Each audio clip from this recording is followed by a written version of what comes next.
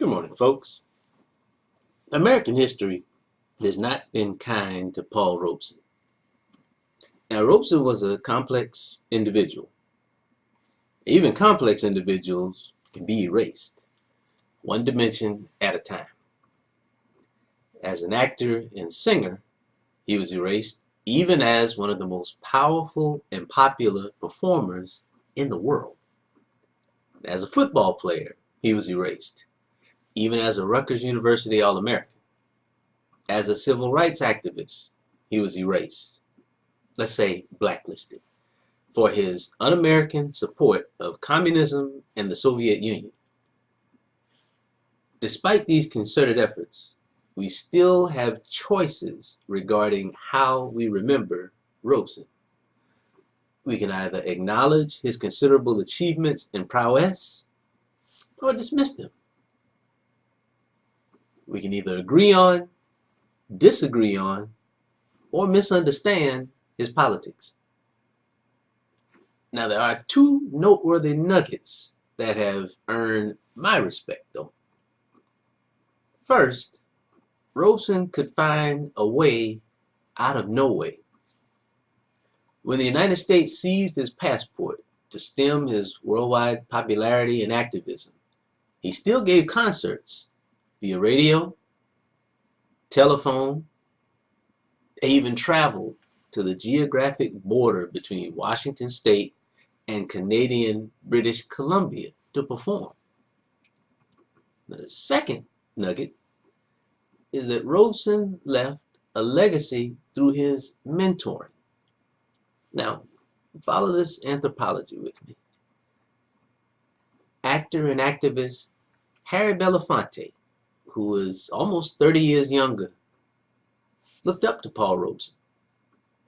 Belafonte served as a pallbearer at Robeson's funeral.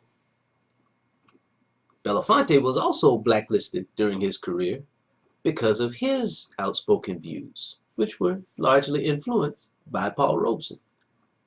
His career survived, though, as did his activism.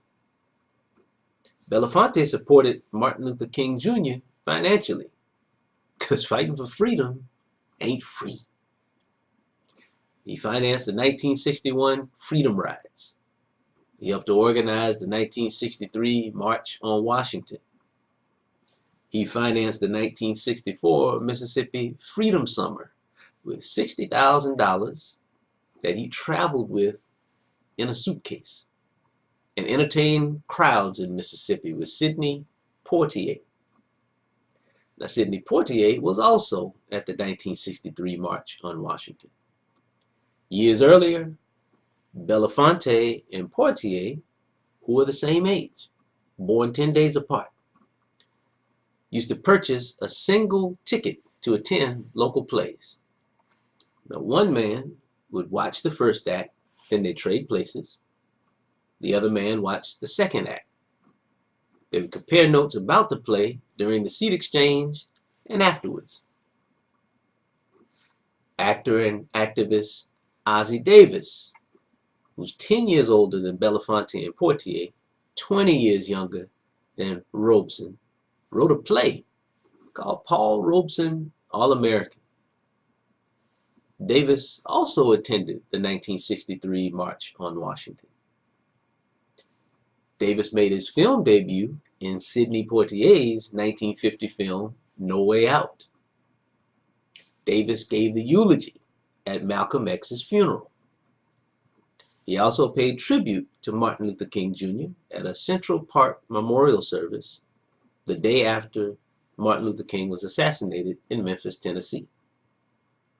See, even as an invisible man, Paul Robeson contributed to the growth and work of our visible, well-known leaders.